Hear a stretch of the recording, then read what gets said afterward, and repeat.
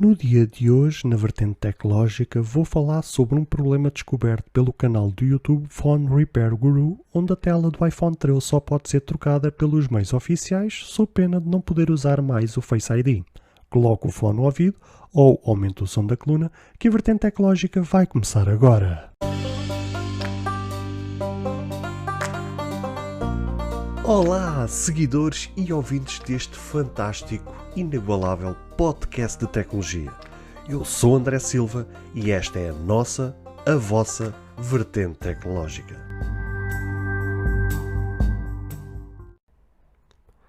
Se você ainda não ouviu falar sobre Anchor, é a maneira mais fácil de fazer um podcast. Deixe-me explicar. É gratuito e existem ferramentas de criação que permitem gravar e editar seu podcast diretamente no seu telefone ou computador.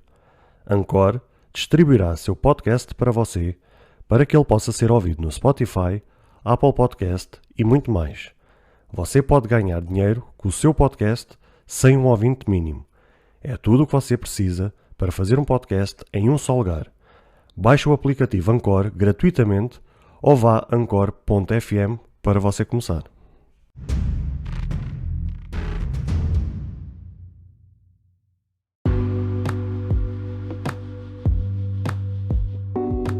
Esta notícia pode soar a surpresa, mas de surpresa não tem nada. Lembrando que a partir do iPhone 11 tornou-se quase impossível, se é assim que se pode dizer, de reparar os iPhones.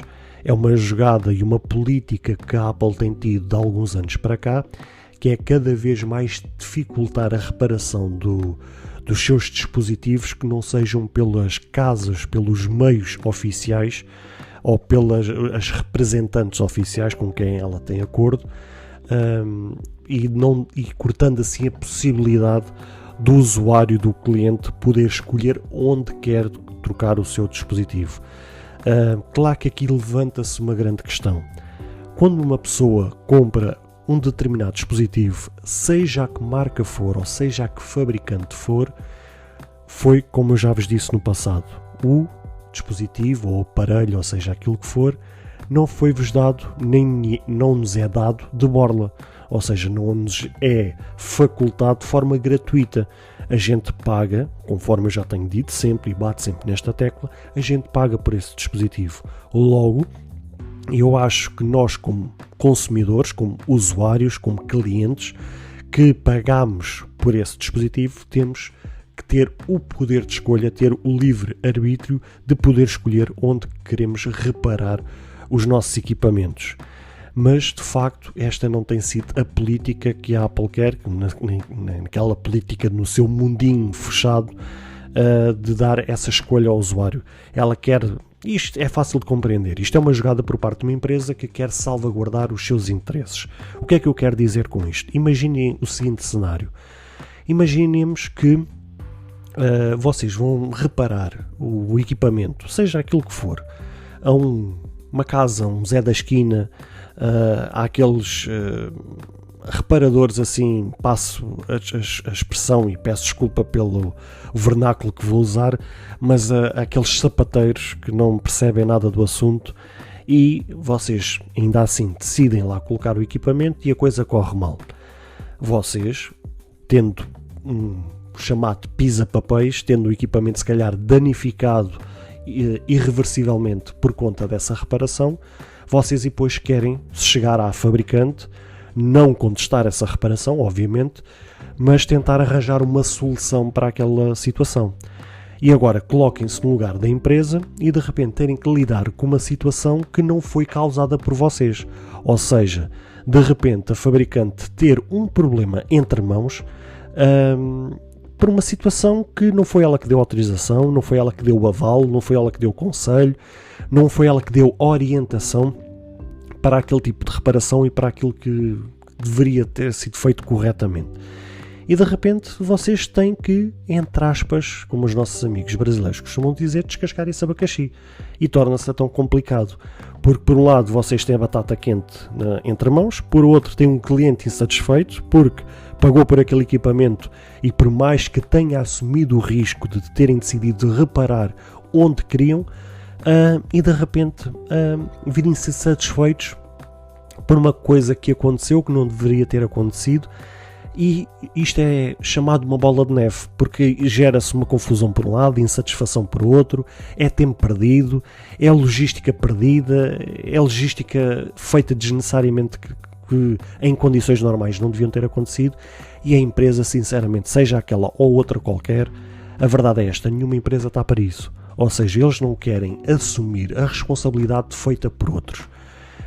E então tentam fazer isto para salvaguardar os seus interesses.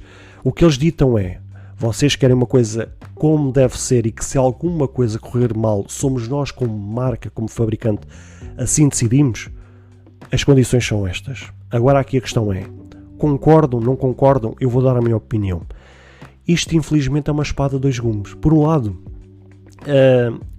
nós como clientes, e eu até como cliente, tenho que ter o direito de escolher onde quer reparar, assumindo devidamente os devidos riscos.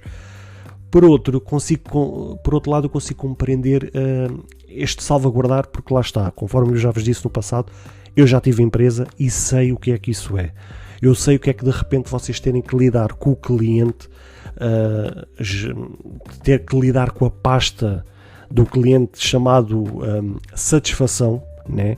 E isso é complicado, porque vocês têm que gerir com pinças qualquer situação mais delicada, para que vocês tenham aquele cliente fielmente ali sempre do vosso lado e regularmente a contribuir com a compra de novos equipamentos.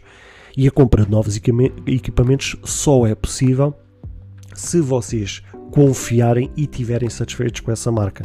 Só que aqui a questão é que, por um lado, a empresa diz sim, se vocês fizerem pelo aquilo que nós recomendamos e por aquilo que nós queremos, vocês têm toda a garantia, têm toda a nossa salvaguarda. Se acontecer alguma coisa, nós assumimos, nós trocamos o aparelho se alguma coisa correr mal, etc, etc. Mas também, por outro lado, ficamos confinados a ir a um sítio específico e pagar, se for preciso, um balúrdio, que se calhar feito no outro lado qualquer, pagaríamos, se calhar, um terço do valor, ou não digo um terço, mas às vezes até metade, dependendo depois do tipo de reparação que for. E isto é uma situação, é uma pasta extremamente delicada que não é fácil gerir, seja pela fabricante, seja pelo cliente. O que é certo é que as relações entre a Apple e as casas não oficiais nunca foi boa, e cada vez é menos, porque há muita casa, há muito negócio que foi aberto com técnicos, com pessoas que se especializaram na reparação de equipamentos Apple, e que simplesmente, como não têm um acordo com a Apple, não seguem as ditas regras que a Apple impõe para ter aquela casa aberta de forma oficial como representante e de reparação de equipamentos Apple, acabam por ter ali a porta fechada com a própria fabricante, com a própria marca, e por si só acabam por não ter o público mais importante, que seria o público da Apple, porque de facto, se houvesse essa abertura, as pessoas poderiam ter o negócio e a porta aberta e poderiam ter uma vasta e panóplia de clientes a receber a toda a hora, se calhar, nas suas casas, e a faturarem com a reparação de equipamentos, coisa que não será possível, porque neste caso em específico foi usado neste vídeo, foi um iPhone 13, em que ele experimentou os dois seguintes cenários. Ele experimentou a tirar alguns sensores, nomeadamente microfone, sensor de proximidade e sensor de luz ambiente, incluindo também depois a tela, e trocando os três primeiros que eu falei, foi feita a troca tranquilamente, ligou o equipamento e estava tudo a funcionar tranquilamente. O que deu problema foi a questão da tela. A tela, após a troca da tela, o Face ID deixou de funcionar. Só que ele experimentou dois cenários. Ele experimentou a trocar uma tela por uma tela não original, foi feito o teste e o Face ID não funcionou, e experimentou a trocar a tela que vinha no equipamento por uma tela de um outro iPhone 13, ou seja, que era uma tela a mesma original, mas que era de outro equipamento, neste caso de um outro iPhone 13, ou seja, ele experimentou os dois cenários diferentes.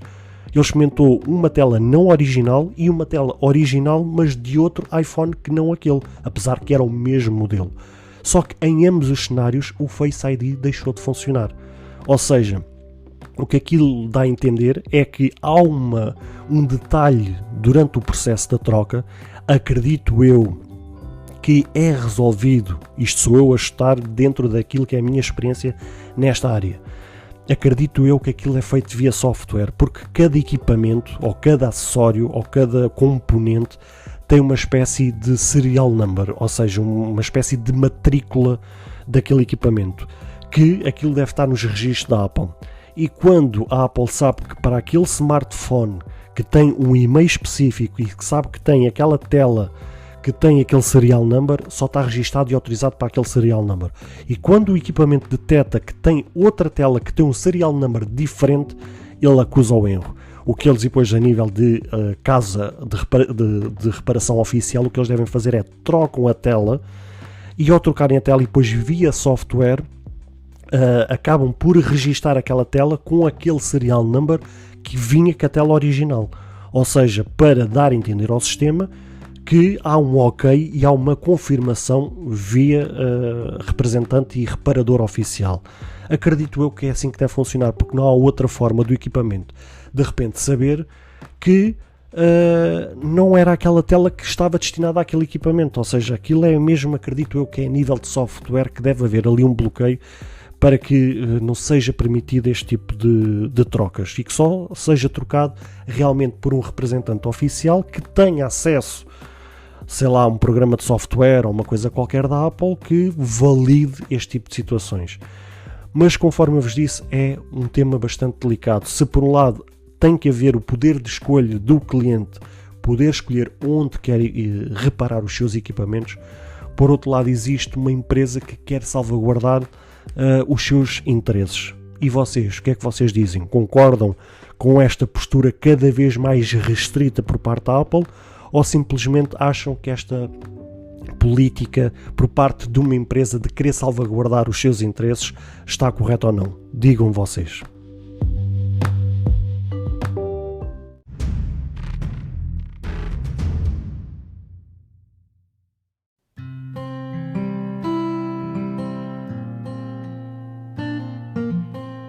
Bem, caros ouvintes, chegamos ao fim de mais um episódio. Espero que cada um de vós tenha gostado.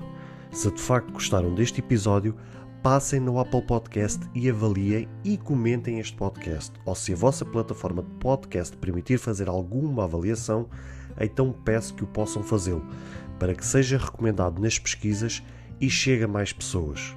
Se vocês quiserem ser apoiantes deste projeto, basta aceder ao link que está na descrição deste ou de qualquer outro episódio. Caso tenham alguma dúvida ou queiram fazer alguma crítica, seja ela positiva ou negativa, ou até mesmo queiram sugerir algum tema para que seja falado no futuro em algum episódio, todos os contactos estarão na descrição de cada episódio, incluindo este. Beijos e abraços e até ao próximo episódio.